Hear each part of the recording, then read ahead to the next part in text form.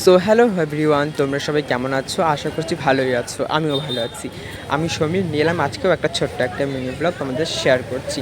আজকে মানে বিকেলবেলা আমরা যাব এখন নকশালবাড়ি মনসা পুজোর বাজার করতে। তোমরা তো দেখতে পেয়েছো এর আগের ভিডিওতে যে আমরা মনসা পুজোর জন্য নিরামিষ খেয়েছি। তো এখন যাব নকশালবাড়ি মানে মনসা পুজোর কেনাকাটা করতে। তো আমি, একটা দিদা আর পিসি, মানে যাদের বাড়িতে পুজো হয় সেই পিসি, তিনজনে মিলে চলে গিয়েছি মনসা পুজোর বাজার করতে নকশালবাড়িতে। নকশালবাড়ি এসে ভেবেছিলাম যে একটু কম সময়ে দাম, একটু কম সম করে মিল করে দেবে, কিন্তু নয়, পানটিকিতেও যেই দাম, নকশালেও সেই দাম।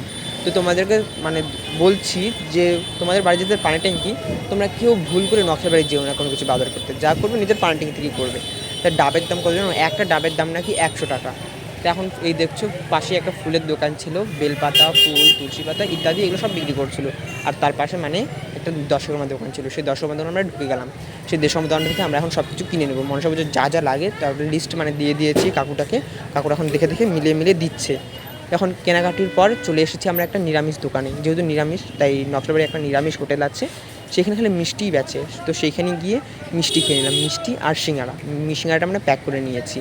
আর মলাই চমচমটা যা ছিল না গাইস, একেবারে প্রপারলি, একেবারে ঠাসা খাসা ছিল যেটা বলতে গেলে। তো সেটা খেয়ে দিয়ে এখন বাড়ি যাওয়ার পালা। আর সিঙ্গাড়াটা আমরা প্যাক করে নিয়েছি। সিঙ্গাড়াটা এখন গাড়িতে বসে বসে সবাই মিলে খাচ্ছি। খাওয়া দাওয়া হয়েছে। এই দাদুটাও বলছে দাদু সিঙ্গাড়াটা সে পছন্দ করে না, তাই তিনি খালি একটা মিষ্টি খেয়েছেন। তা আমি এদিকে ভিডিও করেছি আর ওর দিকে হাসছিল। আর দিদাটা মানে আমার সাথে প্রচণ্ডই আর কি করে। তো বাড়ি এলাম, বাড়ি এসে এখন সন্ধে দিয়ে যাবো এখন টিউশনি পড়াতে। সো মনসা পুজোর আরেকটা পার্ট তোমাদের সাথে শেয়ার করব। সেই পার্টটা দেখার জন্য অবশ্যই তোমরা থাকবে ধৈর্য ধরে। আরেকটা নেক্সট পার্ট 2, সেখানে মনসা পুজো কী কী করলাম, সেখানে তো আমার নাচ আছে একটা গাই।